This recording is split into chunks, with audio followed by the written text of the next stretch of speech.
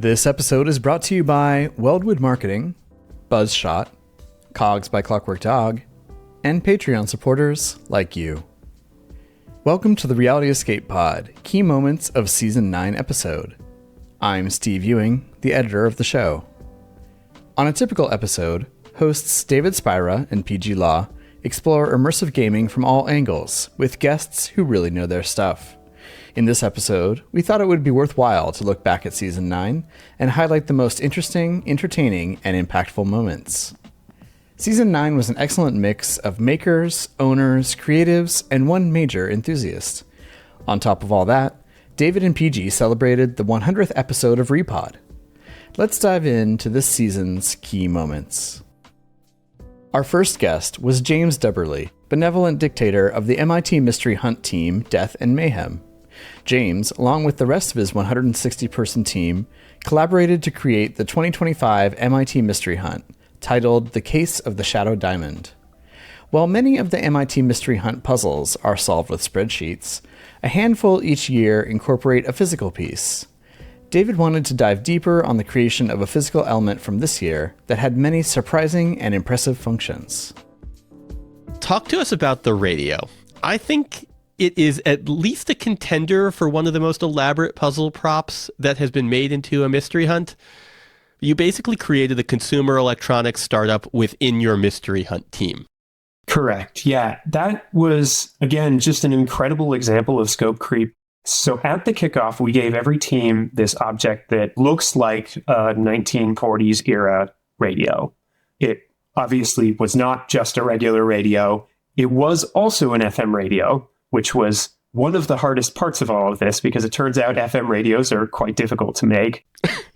The device itself, despite looking like a radio, primarily worked off of a web stream.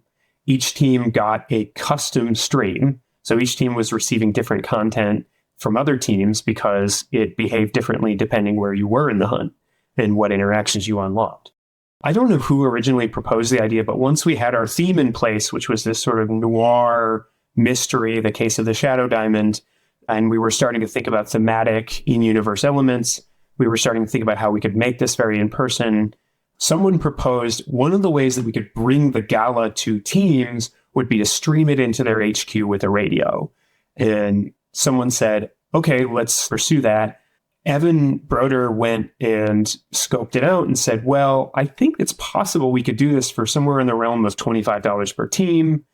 And so we said, okay, let's discuss whether this makes sense. Let's discuss whether, again, we've only got such a limited budget. This is all money belonging to the MIT Puzzle Club. We want to make sure this is a great experience for them. Is this worth it? And then we started to work through that and say, there's value to it if it can deliver puzzle content. There's value to it if it can connect team members with the gala, team members who don't necessarily go to the gala. There's value to it if it can create an ambiance for the hunt through background music. There's value to it if, because teams are so large, they often send only a few team members to interactions.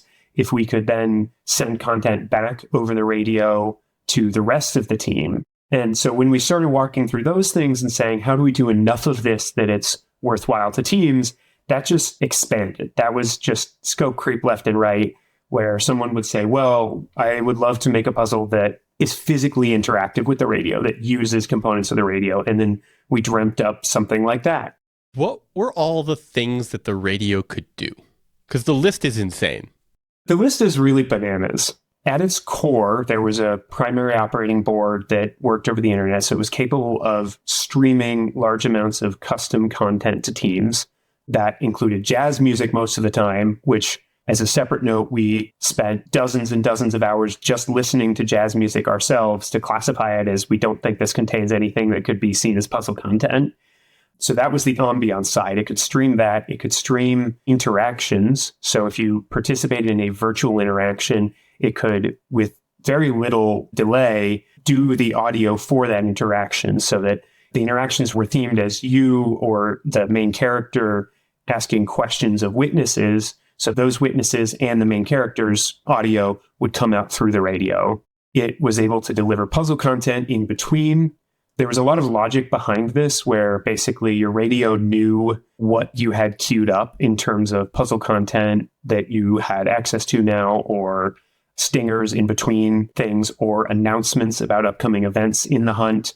We even were working on the ability to do live announcements if we needed to, say like, hey, something's going on campus. We want to let everybody know about it. We didn't end up rolling that out, but it could do all of these things and then it would queue them up to happen at approximately the right time. It was also an FM radio. It also had Bluetooth capability, so it was able to track interactions with Bluetooth beacons that we hidden around campus. So if you needed to walk around, it was an instrument. And this was one of the things that came about around the middle of the year. We decided we needed to have a physical interaction puzzle, and we had this proposal to turn it into a bespoke instrument. You could interact with the radio by tapping on it or pressing a specific button or shining a light on it, and those would create notes. That's probably not the full list of everything it does. There was a lot going on. There was also more content hidden in various places if you didn't know to look for them, so I won't spoil that too hard. It's an incredible device, and it's wild that it got made. I am reminded of a Hank Green quote that I recently heard him say on YouTube, which was, "We don't do these things because they're easy. We do them because we thought they would be easy." Yes, that's exactly right. You can see selected videos of this year's hunt events by going to YouTube and searching WDNM TV. That's Death and Mayhem TV. I recommend the control room video for maximum hilarity. And you can keep tabs on next year's hunt by going to puzzles.mit.edu. In episode 2, we welcomed Neil Patrick Harris and Jonathan Boehm. Neil, aside from his iconic performances on stage and screen, is a patron celebrity of escape rooms and immersive experiences. Jonathan is a maker of beautiful and magical things through his company, Theory 11. Together, Neil and Jonathan collaborated to create the tabletop escape games Box 1 and Box 2. In this clip, we hear about the creation of Box 2 and its challenges coming off the success of Box 1. Let's talk about your tabletop escape games. Specifically, we're going to dig into Box 2. For those who are interested in getting into the weeds on Box 1, we have an in-depth conversation with Neil all about it way back in Season 2, Episode 1. Box 1 was released to near universal acclaim, and years later, I'd still put it on my Mount Rushmore of tabletop escape games. How do you go about creating a follow-up to that game? This was the most exciting part and the most thought-provoking part for us, because I kept asking so many follow-up questions. Okay, you did Box 1, a game for one person. That's the conceit.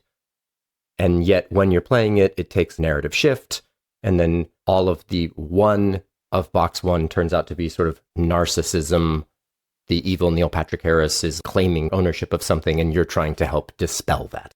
Yeah, that evil Neil Patrick Harris is... Well, that was that narrative we really wanted. We wanted cheesy, like super positive, happy, smiley Neil Patrick Harris at the beginning, and then it turns out that he's the evil mastermind. You know I love it. And I also enjoy watching the way that you relish playing a bad guy. Bad guys are the best parts for sure. We did that, and at the end of that is a video, a congratulatory video, where I thank the player for going on this journey, intentionally Willy Wonka style at the end when he's talking to Charlie. In fact, we quote from it in that final speech, but I say, stay tuned for further instructions. That's the end. So then we thought, okay, so Box 2 has to continue from that, yes, but now we're in a bit of a pickle, because Box 1's whole conceit was that you didn't know that all these sort of things were hidden within the box and that you had to explore further. And so now when you start Box 2, you can't do the same thing because everyone's going to have already experienced all of the stuff in Box 1. So how do you make Box 2 unique enough that it feels singular in its own right, and yet it still satisfies the gamer who's already spent hours playing its predecessor? And then simultaneously, you can't assume that everyone that's playing Box 2 has played Box 1. So then you have to think, okay, so here we go. We have to think about the demographics. You want to be able to make something that can sell on big shelves, right? Target, Barnes & Noble, Kroger's, big places. And then Walmart. And then how do you assume that people can play Box 2 on its own without having played Box 1? So we sat in that for a while. But that was fun, right? Those were the challenges in front of us. And I always thought what would be exciting is if Box 2 was a game for 2 people. So we're changing the concept. And so how do you do a game for 2 people? 2 people could play together, a couple. But what if you were playing with another person who had also purchased Box 2? And there have been a couple comps of that from the past. I'm trying to think.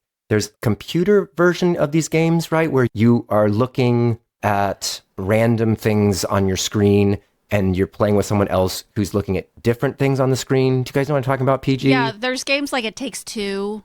Yes. There's different versions where basically the 2 players are seeing different things, and so it becomes a communication game.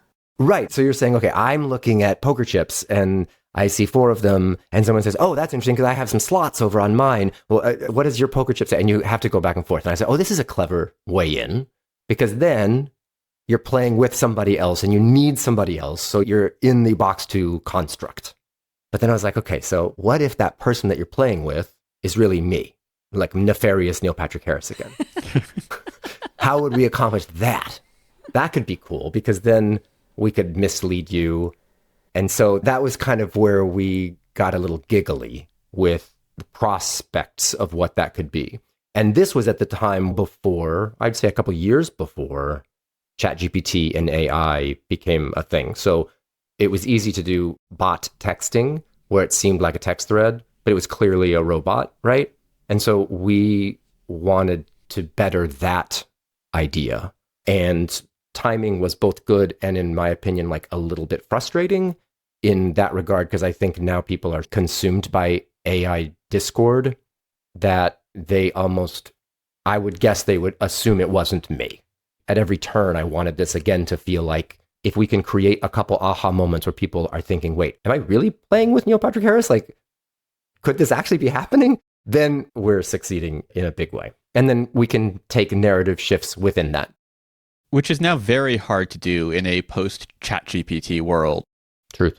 It used to be, like, speaking as a software designer and tech consultant, there's always been a certain amount of magical thinking in the general populace around what technology is. And the black box that is LLMs and what we call AI, like that has added many extra layers of magical thinking that has in some ways destroyed the magic of all of it. Agreed. Certainly made it more challenging. There were 2 things that I think we faced that were not planned on Box 1. Box 1 was a 1-player game that was released about 2 weeks into a global pandemic that we did not plan for. So suddenly this thing that was like a very novel concept that Neil and I were pitching to mass retailers like Target of like, hey, we have this great idea for this 1-player game people can do by themselves at home. Like, why would anyone want that? Suddenly there's a global pandemic and everyone's at home looking for cool stuff to do. So it's just like this weirdly fortuitous timing. And then with Box 2, everything here based on this concept of trying to create the feeling of real collaboration and stuff right as ChatGPT is coming to massive popularity.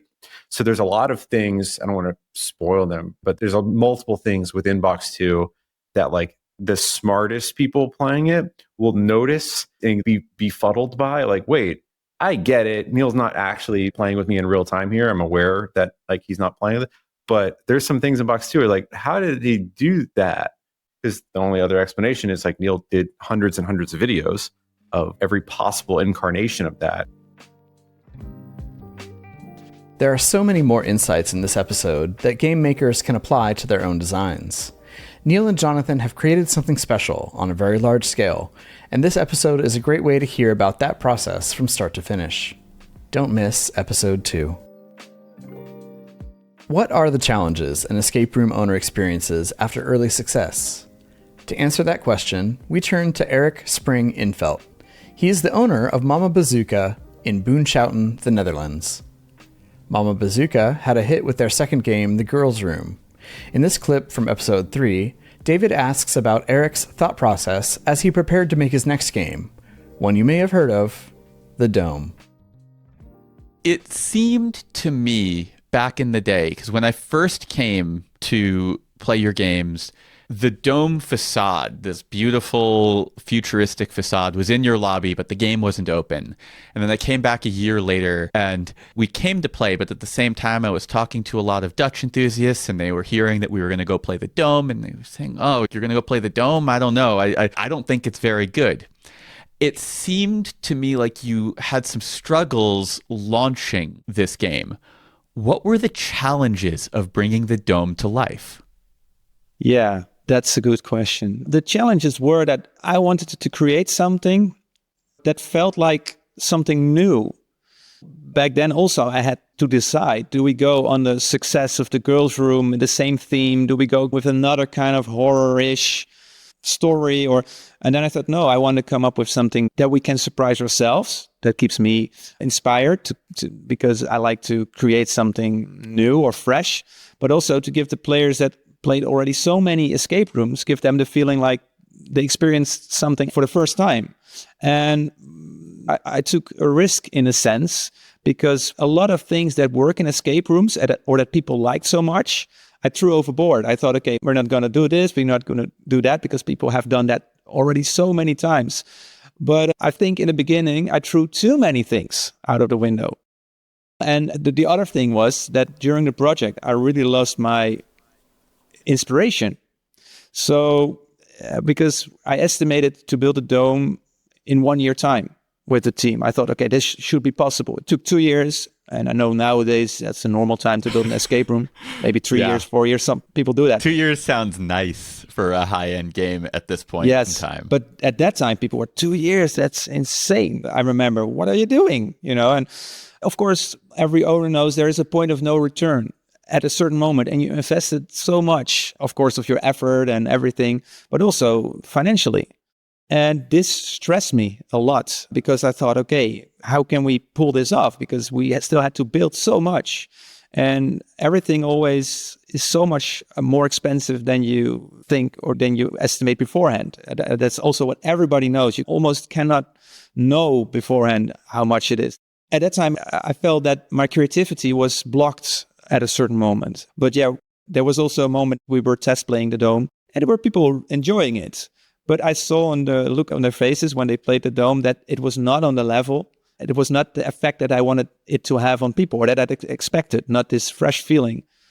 People did see potential in the experience, but I could not connect the loose ends somehow, or me and my team, we lost that. So, of course, people that were playing the dome in the beginning, they were playing a game that was not, in that sense, not finished. It was not connected somehow. And that's what makes a game feel really good, because you feel there's a connection, a synergy, a flow, a rhythm. There was a lack of all of this. And I did know that. So I really needed to get away from my company for a while to detach myself, get rid of my writer's block. So I went for 4 months on holidays, actually. Did a lot of meditation and a lot of stuff that made me forget actually to have a company. So that was really pleasant. And it was really what I needed. I really needed to get away and zoom out. And long story short, I went back to the Netherlands and I was playing the game with my team because we like to test run the game ourselves, to just for the feel. And it was very quick that I knew like what to change. And also with the feedback, of course, of the customers and the seasoned players that were so nice to give feedback. And of course, some critical reviews as well that were very good for me to read and to understand, to get to know the player's mind. And it clicked also with my own experience. So I thought, okay, I understand now. We changed quite a few things.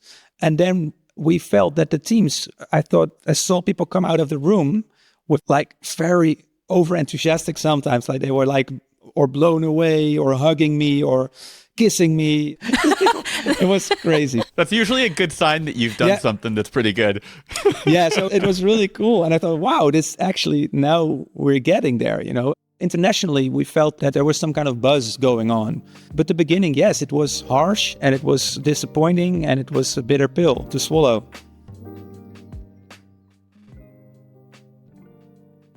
The Dome would go on to become an iconic game in the industry, ranking number 1 on the Turpica list in 2019 and 2020, and remaining in the top 10 ever since. Check out episode 3 to learn how they got there. Episode 4 brought us the co-founders of the Great Gotham Challenge, John Seal and Ryan Patch. Started in 2014, the Great Gotham Challenge is a wild romp through the Big Apple, forcing participants to find actors posing as New York characters and decipher clues hidden in plain sight. David was curious how they consistently accomplish this feat in a city of 8.5 million. I'm curious, in a city like New York, there are so many interesting little oddities, and I know you love incorporating the history and the landmarks and the fabric of the city itself into your games. What makes a perfect real-life oddity to build a puzzle or event around? Ryan alluded to this earlier, but a big part of our whole design concept and what we're drawn to, I think Ryan and I both as people, but also especially in the context of this game, is that we believe that so many of the great stories in our world that we as humans love involve this idea that beneath our world, beneath the world that you see every day that can sometimes feel banal and boring, or that you get accustomed to and you lose sensitivity to, there's a deeper world that's much more magical, and it's available there all the time if you just have eyes to see it. If you think about Harry Potter, people on the London train platform are walking past the portal on platform 9 3/4, where all you have to do is know that you just need to walk through it and you've accessed this incredible world. But we develop tunnel vision because of the mundanity of our lives, and we fail to just take those opportunities to see the magical underworld. And so that's how we see Great Gotham Challenge. When we think about actors, for instance, and how to incorporate them, a question that we often ask is, what is a type of person that people are trained to ignore? Because that's exactly what we can take advantage of in order to kind of arrive at this end effect that we hope to grant people. And I think likewise, similarly, but a bit differently, one of the reasons we're drawn to New York City history is that there are all these vestiges of previous times that are present to us all around us that we might pass by every day and never notice. The cornerstone of this building was part of the original. I'm thinking about London now because we've designed some games there. You know, like this particular stone has been here since the 2,000-year-old Roman Londinium, the Roman version of this city. And it just looks like a regular rock. But if you know enough to look at it, all of a sudden you're entering into this 2,000-year-old story and you recognize your part in that. So I think when it comes to locations and types of New York City trivia that we like to fixate on and design our experiences around, we're often looking for the piece of what's a detail about the city that we would never expect or guess that connects us to this whimsical moment in history that we would not otherwise have ever been aware of. For instance, if you've been to New York City, you're probably accustomed to seeing construction sites with wooden barriers that are often painted green, and on those barriers, wheat paste advertisements. In other words, these big posters get posted. And if you're a New Yorker, you likely pass those every day, never think about them. In fact, maybe try not to look at them. So we were like, wouldn't it be cool if you were walking past and you didn't know to look, but once you realize this was a part of it, you're like, wow, I can't believe that they are the ones that put these posters up. And though it looks like a normal advertisement, it's actually a part of the game that I've been initiated into. Check out the rest of the episode for tips on tackling the Great Gotham Challenge and a post-credits story about an escape room created just for them in an Airbnb. The prize for winning? Homemade brownies.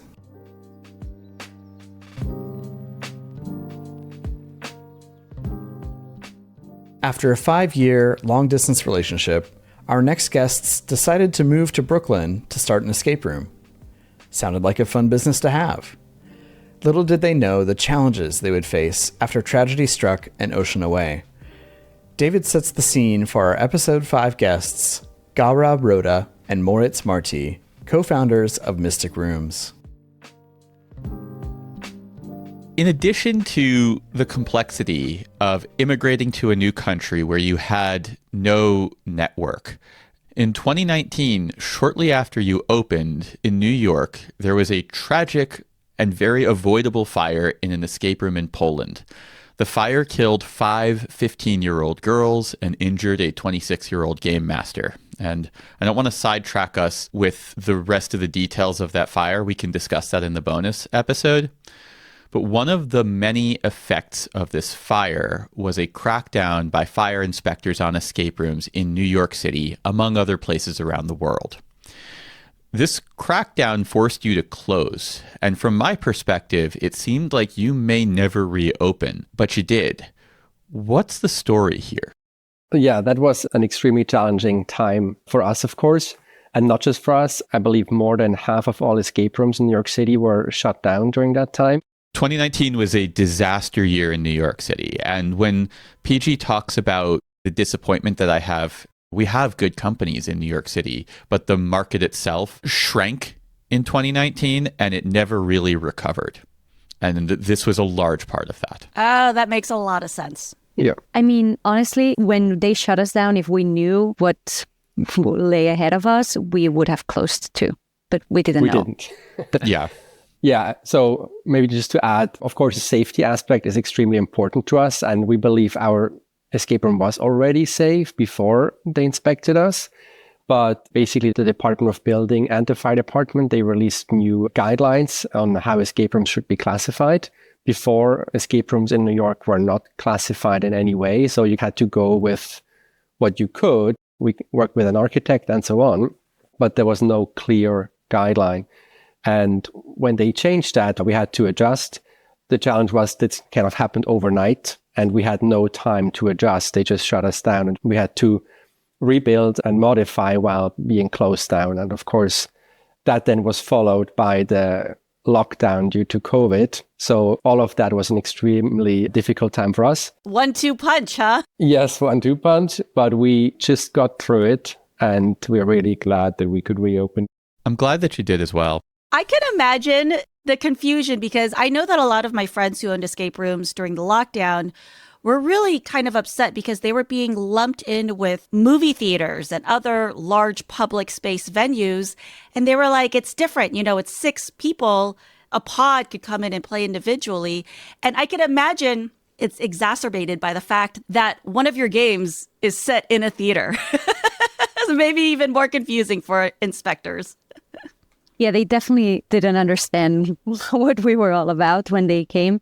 And as Maurice said, this was overnight and it was very shocking. And what happened is that this unit that was created to inspect escape rooms in New York, once the lockdown happened, they got dissolved. Like they had to take care of other things, obviously.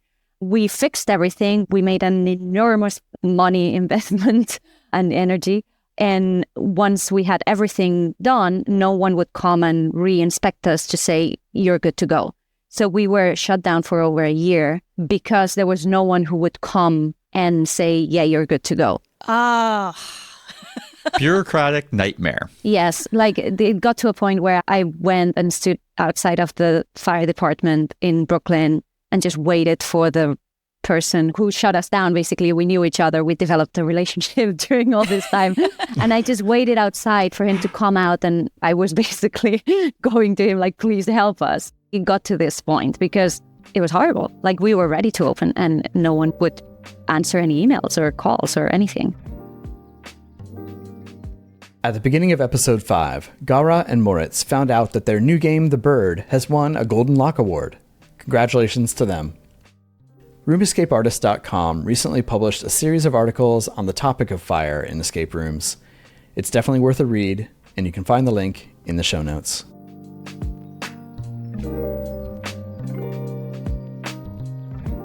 While many tabletop fans have long since burned out on social deduction games like Mafia and Werewolf, the game Blood on the Clock Tower has endured. It's the brainchild of our next guest, Stephen Medway. By adding unique roles, hidden statuses, and a GM role, its replayability has remained strong since its release. In episode 6, PG digs into an element of Blood on the Clock Tower that she found surprisingly valuable, the role of the dead player. So when a player is killed in game, they still have a place in the game. And that's wonderful. They can converse and share information. They don't suddenly give up their role and just start giving out free information. They're still part of the game. They have one vote they can cast at any point in the game, usually towards the end. And then that's it. And they do lose that role's ability, but they can still participate. And it's a beautiful set of mechanics. Players aren't just sitting around. So I guess, how did you land on the right balance of consequence for the dead players without making them feel irrelevant? That's a really good question. That's just the best question. If you have too much consequence, if the consequence is too harsh, you end up with some form of negative experience. Either the players will stop playing the game, or there will be an unreasonable level of anxiety in trying to avoid that consequence. And that was one of the things that I found in Werewolf, is that I personally didn't mind getting killed and leaving the game. It's more that after watching the game progress for about half an hour, I just wanted to be playing the game, and I found that quite frustrating. Or to be gone. At some point watching Werewolf where you're like, can this just end, or can I be playing? Either one is fine, but like, I just want to do something. Yeah, that's exactly the point. That feeling, I just want to do something. It's not that you want to be fully back in the game, it's that you still want to be able to have an impact in some way. If the consequence is too light, then death becomes irrelevant. Having the right level of participation, I found just to be that one extra vote. In Clock Tower, if you are killed, you lose your character ability. So dying is not something that you want to happen, but in some circumstances it is. If there's a lot of suspicion on you, you may say to the group, look, just kill me now, because there's so much suspicion on me that I don't want to be having this argument on the final day. So if you kill me now, I still get to participate. I still get to have my vote. I still get to have an impact at the most important part of the game, which is the final day, the climax. So what I found was having that final vote, it's less about participation and more about something to look forward to. They're looking forward to those final moments of the game. And because they're looking forward to those final moments where they get to have a genuine impact, participation is encouraged. So it's a roundabout method of getting participation. But for new players, a light bulb moment goes on when they realize that as a group, the dead players get more and more powerful as the game goes on. So if you're killed by the demon, or if you're executed werewolf style, you become a dead player. But if you're playing with 15 players, halfway through the game, there'll be 7 or 8 dead players. But on the final day of the game, you'll have 12 dead players and 3 living players. So the dead actually become more powerful than the living as a group. So a smart dead player will not only use their vote wisely and participate on an individual level, but will form a sort of club where, as a group, they impact the game more than the living players. And that's a really good feeling. To be excluded from the game, but to have more impact on the game than anyone else is exciting. Listen to the rest of episode 6 to learn about how different countries approach competitive play and some innovative strategies they developed. If you're an escape room owner, you probably got into the business because you love creating and running awesome escape rooms, not because you love managing the website and having to become a master marketer. That's where Jake and his team at Weldwood Marketing come in. They know all the foolproof tricks for getting eyes on your business and converting that into paying customers. All right, REPOD listeners, we love the escape room and immersive industry so much. We're doing something we almost never do at Weldwood Marketing. We're offering discounts. 15% off marketing services for your first 3 months and $750 off escape room websites. We wanted to make sure you have something special for being a fan of REPOD. Go to weldwoodmarketing.com/REPOD to schedule a discovery call with me, Jake, and let's take a full assessment of your online presence and find out ways that we can unlock some more money for you and your business. We'd also like to thank longtime sponsor Buzzshot. Buzzshot is escape room software powering business growth, player marketing, and improving the customer experience. They offer an assortment of pre- and post-game features, including robust waiver management, branded team photos, and streamlined review management. Streamline your marketing and grow your escape room business. REPOD listeners get an extended free trial and 20% off your first 3 months with no setup fees or hidden charges. Visit buzzshot.com/repod. That's REPOD to learn more. We'd also like to thank sponsor COGS. Are you looking to up your game when it comes to creating a more theatrical experience for your escape room or immersive show? COGS by Clockwork Dog is a software-hardware platform that makes it easy to create a show with lighting and sound cues, whether you're totally new to escape room tech or a seasoned engineer. Get the COGS starter set for only $130 plus free shipping to the USA.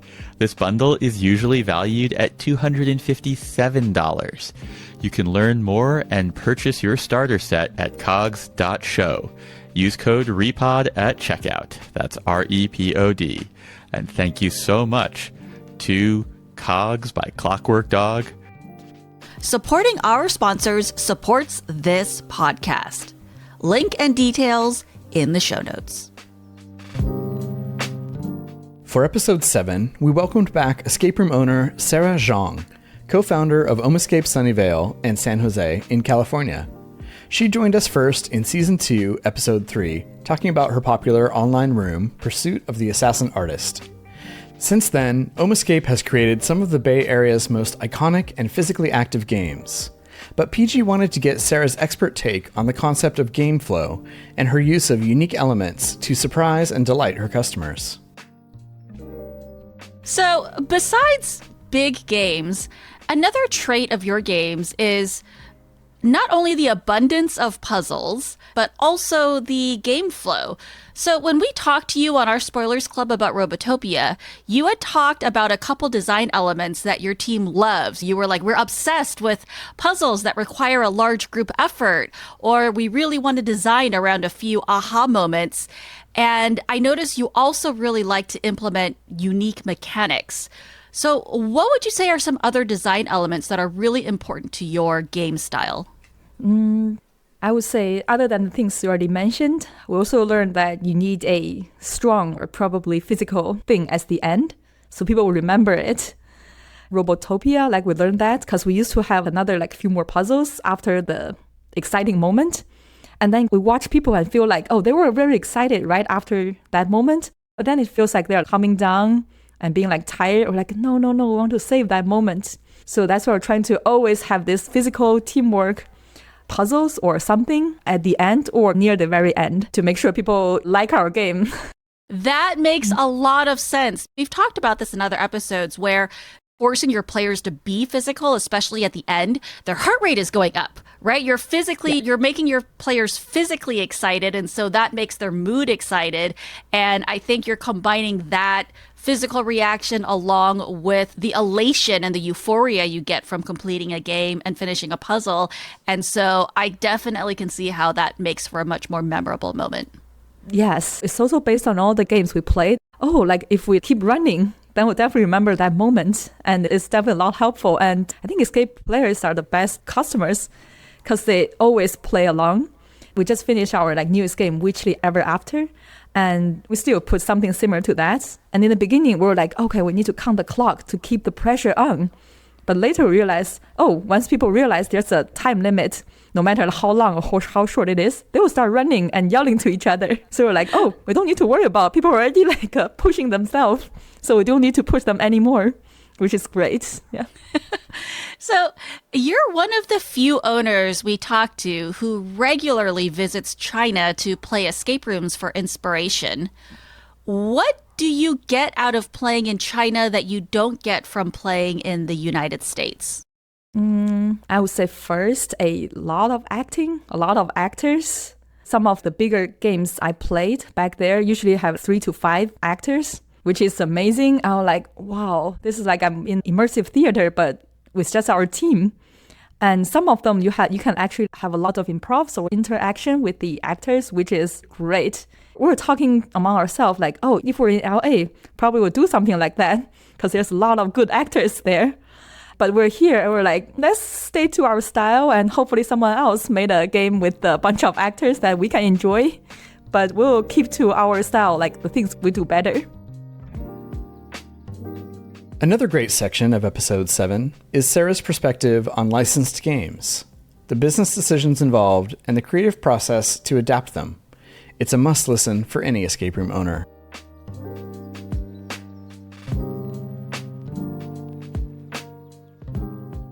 Brothers Andreas and Ernest Sklavens of Latvia have created a pair of video games that are difficult to describe, but the unique puzzle style is hard to ignore.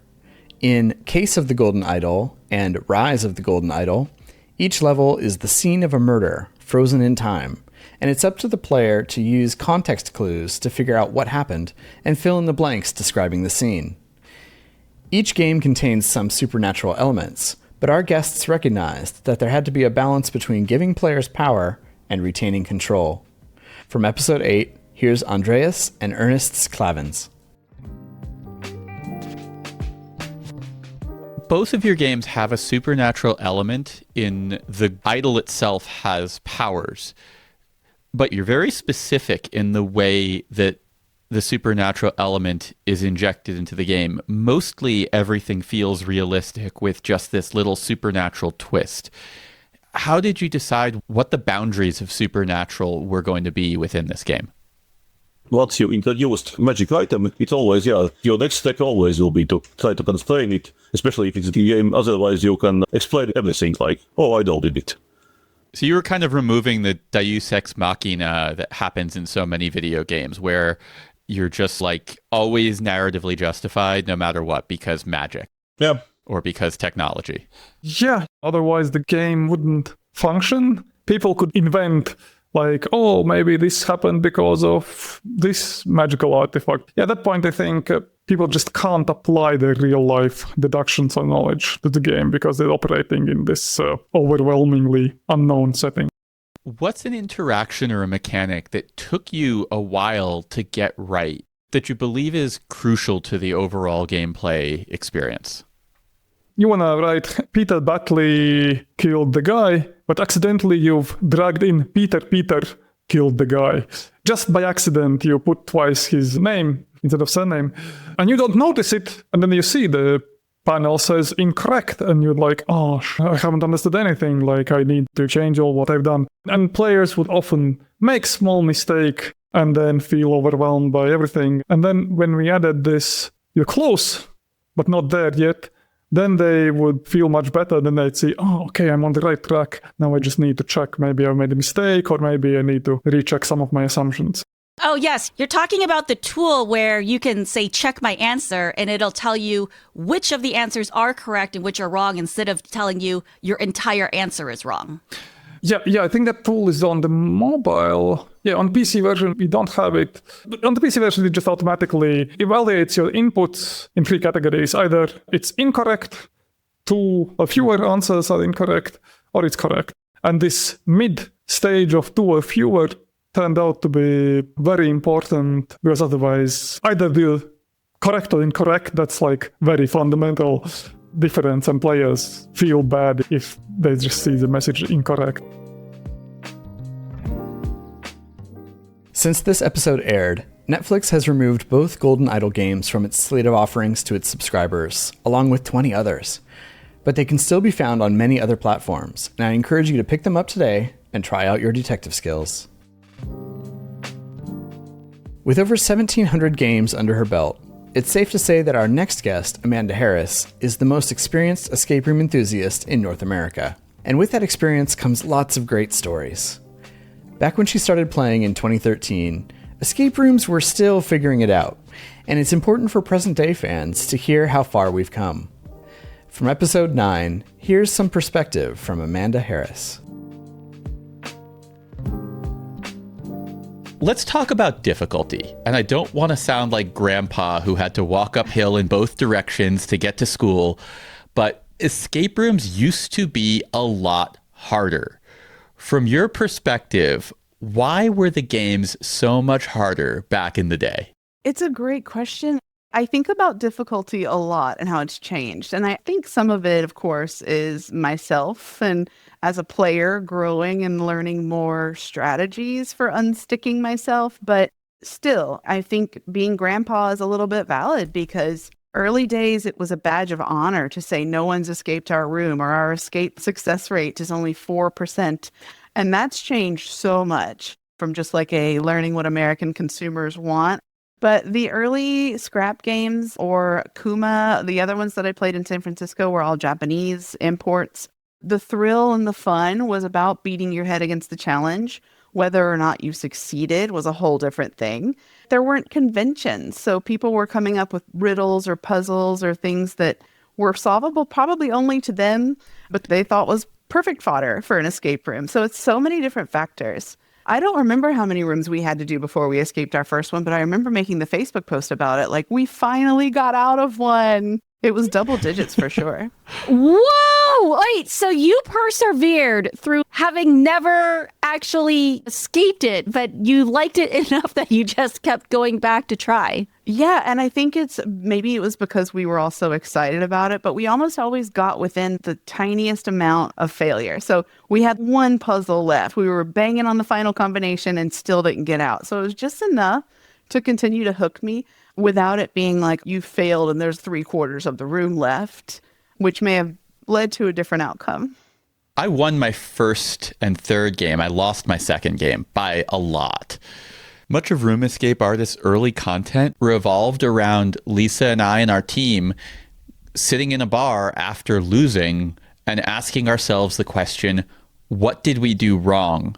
And what could we change about the way we're playing to make sure that we don't make the same mistake again? And a lot of those early player tip pieces were us dissecting our own failures and what was getting in the way of us winning. When it should have been you dissecting the designer's failures, probably. We were doing that too, but the games being impossible or sometimes broken or just intensely, obnoxiously challenging was a fundamental part of early escape rooms. There was a sadism to the way that most of the designers were making these games, and there was also a stupidity. So when you had this mixture of people who actively wanted you to lose, some of them wanted you to feel bad, and they also didn't know what they were doing, that all piled up and made for very difficult games. I suspect a lot of it is also, it's hard for you to know what's difficult, right? Like you think it's easy and then everyone plays and they're like, we have no idea how you expected us to arrive at this. And I think a lot of it might come from as you play more games, you realize how to clue better, what makes the puzzle challenging but fair. And probably back then, I'm guessing a lot of the owners hadn't played a whole lot and just didn't have that experience. PG, I think you're being too generous. We played a game somewhere in the South where we got to the final thing and the last 3-digit combination to get out was his son's initials. And he was just like, none of my friends and family had any problem playtesting this. I don't understand why you failed. I wish I was kidding. There was stuff like that. There was also, we would meet owners who very clearly wanted us to lose. And if you won, they got very angry. It was not uncommon to encounter that. Yeah, is this Saw? Like, what? Kind of psychologically a little bit. The game masters would come in and be like, oh, well, you didn't have trouble with that, and seem really disappointed. Like they loved watching people struggle. And it was not did you have fun? It was, I'm not going to show you the rest of the puzzles. You have to pay to come back. So it was just a whole different vibe. It was that. And it was also, you felt like with some of these owners, if you beat them, it was like you took something away from them. Yeah. It didn't feel like it was you versus the game. A lot of these owners made it feel like it was you versus them as humans. And if the game didn't beat you, they were angry about it. Well, I'm glad that's not a trend that continued. And that is just the tip of the iceberg. I highly recommend you download episode 9 to hear more stories of bizarre encounters, positive public bookings, and her favorite early escape rooms.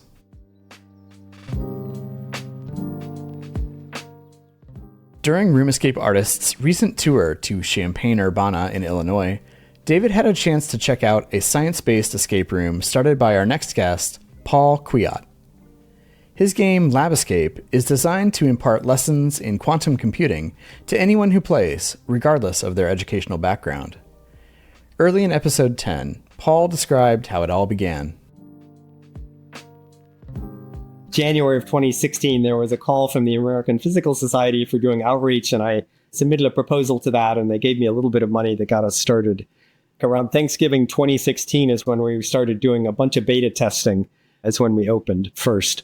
So I claim this as a science-based escape room. So what do I mean by that? What I mean is that the puzzles, most of them are based on different science phenomena, mostly physics phenomena, because I'm a physicist. And really physics underlies almost everything anyway. And so sometimes chemists would claim some of the things that we do, but I'm still going to claim that they're physics. Stand your ground, Paul. I feel like there's an XKCD that kind of makes fun of the fact that all of the different sciences ultimately boil down to physics. Absolutely. And so let me think if I can come up with an example that we have retired. So we had one that was based on this paper that you can get. It's liquid crystal paper.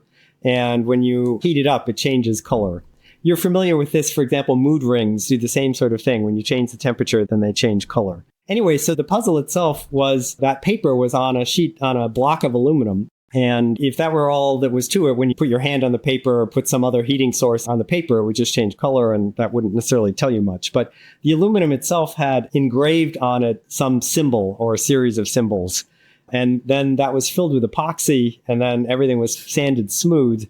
And now when you heat it, because the metal has a much higher thermal conductivity than the epoxy, you end up, when you then look at the piece of paper, the metal looks very cold compared to the epoxy, which stays warm from whatever heat source you used. So you're able to reveal this puzzle in a pretty unique way. And anyway, that's an example of a science-based puzzle. And one of the things that we always do before we go into a mission is we have a briefing, as you guys have actually experienced, where we show a couple demos of physical phenomena like how 3D glasses work, or infrared cameras, or whatever is going to be relevant. And then those hopefully are going to be relevant to something you might encounter in the room, maybe not obviously so, but it will be. And then afterward, we always do a debrief. And in the debrief, of course, we answer any questions people have about what was the right way to solve this puzzle or what was going on with X, Y, or Z. And then usually I'll try to make a connection and try to give some explanation of what's going on science-wise behind each of the puzzles, how they're working, and why you should care. And why, for example, you might care with the color-changing liquid crystal display. That is, in fact, they used to have these batteries where you could tell how much battery life was left in your battery, where you would press the ends, and there would be this little color display that would run along the thing. I remember those. The way that works, it's the same kind of liquid crystal material, and you run a current through it, and it heats it up. And depending on how much current you have, it heats it up a different amount, and then different colors appear. So that's one example. Also, sometimes there are these forehead thermometers where you push it on your forehead and they'll tell you what the temperature is. So that's also how those work. So always try to make some connection back to things that people actually have in their daily lives. If you just show something cool, sciencey, but it's not connected to anything, for the most part, then it's gone. It's like cotton candy. You eat it, but then a little while later, there's just nothing and you can't remember it. Okay, so that's what I mean by science-based. And then just the other part of the debrief that we always do now, we didn't necessarily start out that way, but now that quantum computing is really starting to become more of a thing, and quantum information and quantum metrology, is we just talk a little bit about what is quantum computing and why quantum computers are much more powerful, and the fact that this is stuff that's coming down the pike and that people should know about because people should be aware. We want to have contributions from the public. There needs to be public understanding if there's to be optimal application of quantum technologies for everyone, not just for a few people. This episode also contains some incredible quantum physics concepts that are sure to blow your mind. Check out the rest of episode 10, and you'll understand why I'll never look up at the stars in the same way again. The first episode of Reality Escape Pod was released way back in February 2021, and now we're over 100 episodes in. David and PG celebrated in episode 11 by choosing those ideas that have stuck with them ever since they were spoken by our incredible guests. Here's David with one of his favorites. So my next clip is probably going to tie all of this together. If I had to pick one episode of Reality Escape Pod that I think is the strongest representation of what we do here, it's season 3, episode 2, when we had Johanna Koljonen, famed Nordic LARP designer, on. The thesis of kind of all of her work is summed up in this clip. This leads into my next question, which is, there's an underlying thesis to all of your work, near as I can tell, which is everything is a designable surface. And these 5 words pulled together so many things that I've long believed, but I couldn't quite articulate. Can you explain this concept? Yeah. So when you're making experiences of any kind, and in particular, if you're designing for participation of some kind, you're going to want people to do some actions. And the things that are allowing or forbidding people from doing actions or encouraging them or hindering them from doing actions is basically, like at its most fundamental level, it's the physical environment and it's the social environment. So in the physical environment, there are certain things you can do and you can't do, and certain things that are easier or feel more appropriate. For instance, if you want to have a party in your home, this is the example I always say, if you want people to dance, you might want one room that's like a little darker because it's less embarrassing to dance, right? And the music is loud enough so that you don't hear your body moving more than you hear the music. But you might also want maybe some like disco light type situation because it sets the mood, or a smoke machine. But you might also want people to talk at this party and to interact in that way.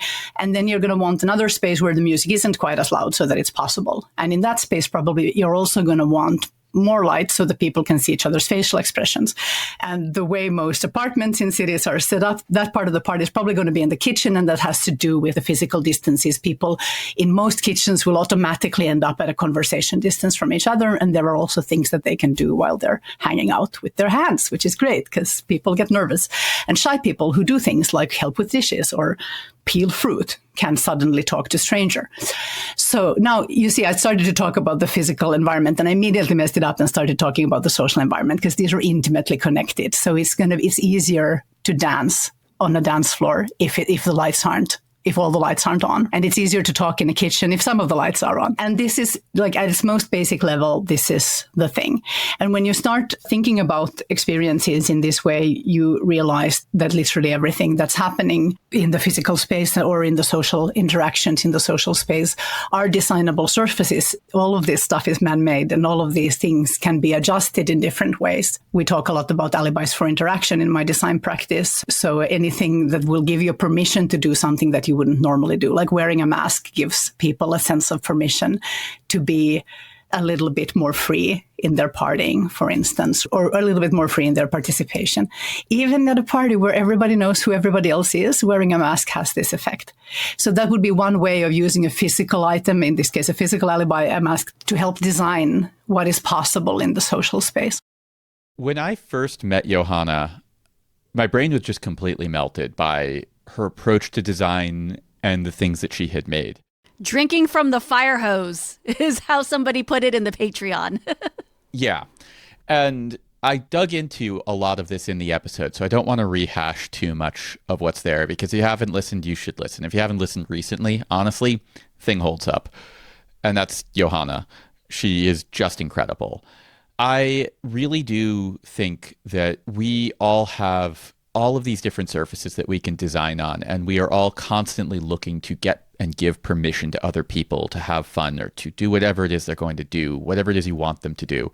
And I think that so much of what she imparted is just so valuable.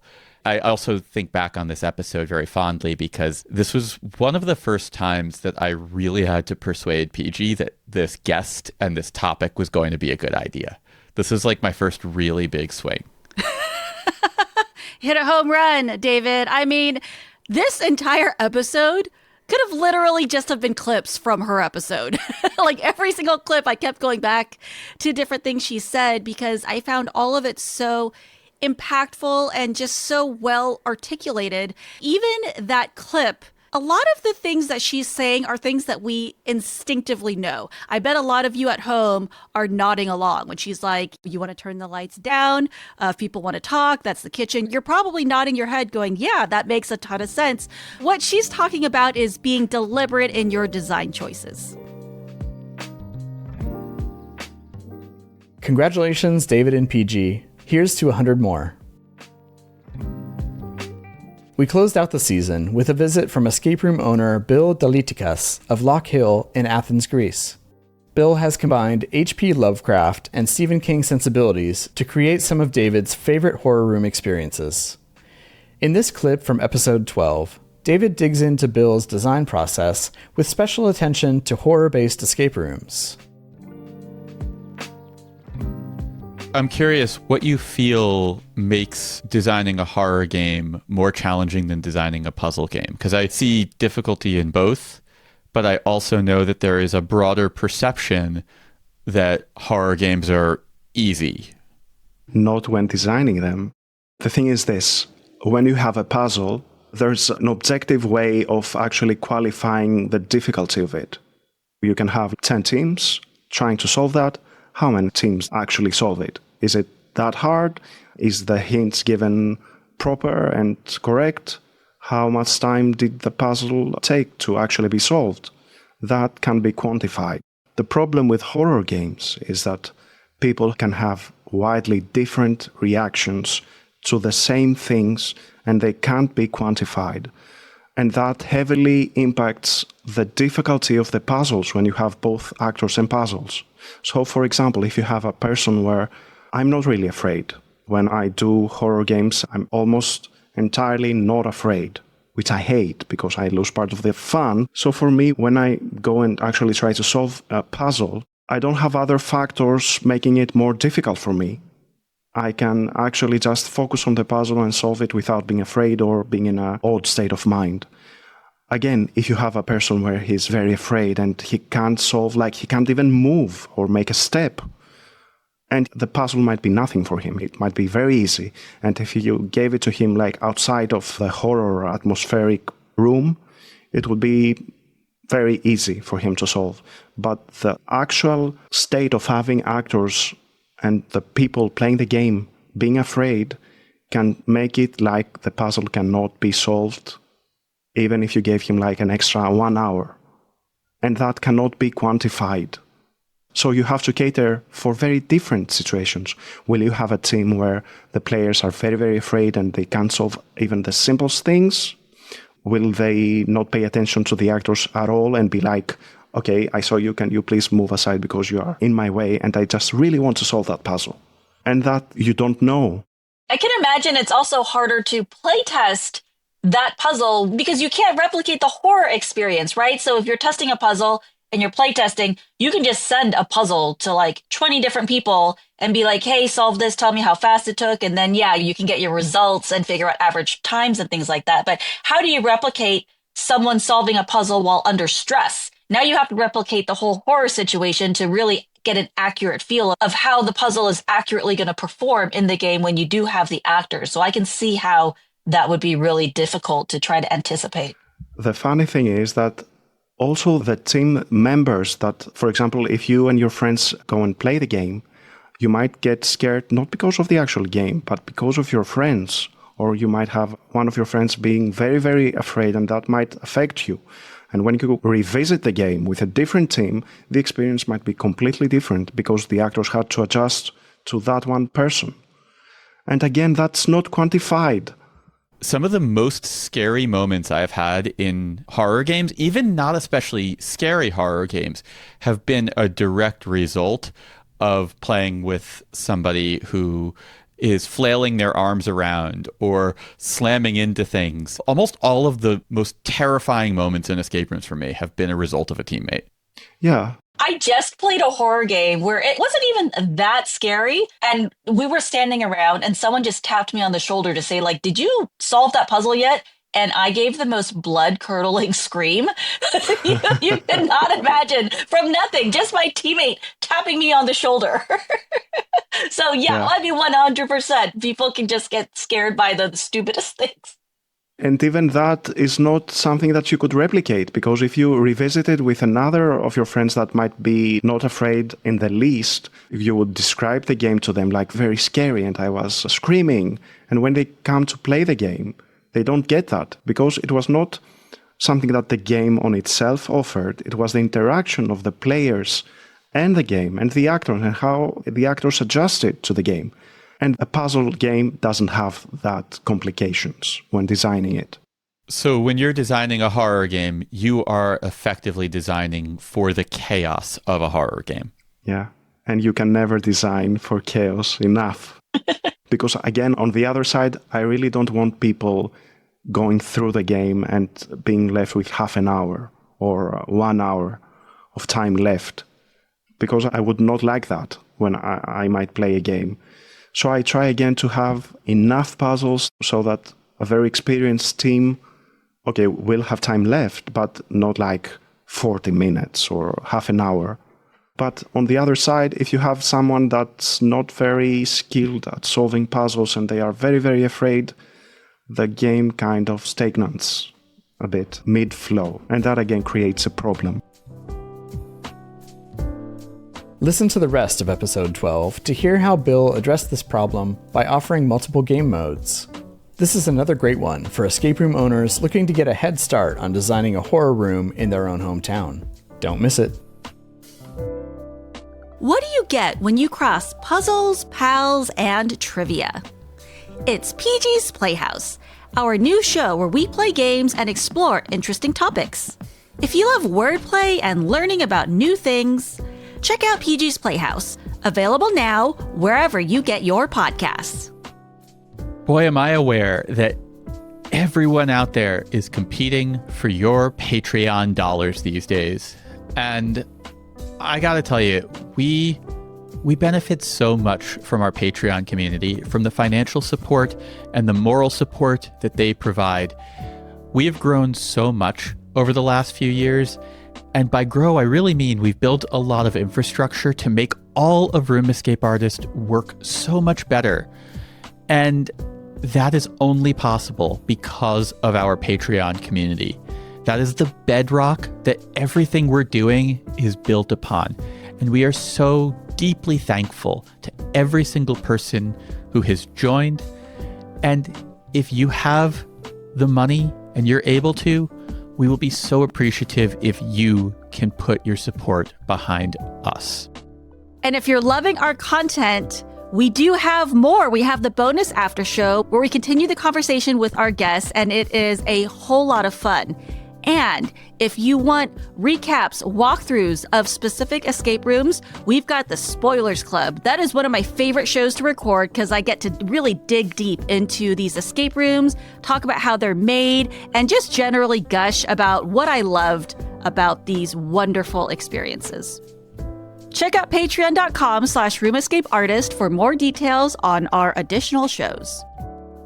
And a very big thank you to our highest level Patreon backers: Derek Tam, Breakout Games, Escaparium, Pat Dupin from Olivier Escape, Panic Room, Chris Laughlin, Rex Miller, Mark from Keystone Escape Games, Byron Delmonico, Karen, Kieran from Mystery Unfolds, and Andy Mincer.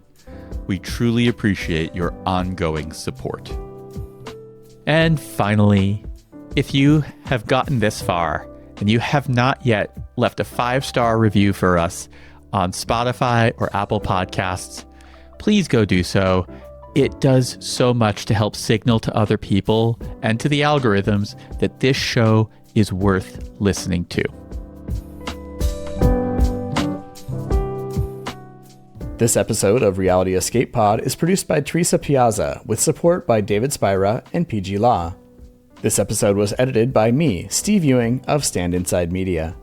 Music by Ryan Elder, logo by Janine Proct. And all of this is brought to you by RoomEscapeArtist.com, your home for well-researched, rational, and reasonably humorous escape room and immersive gaming content and events.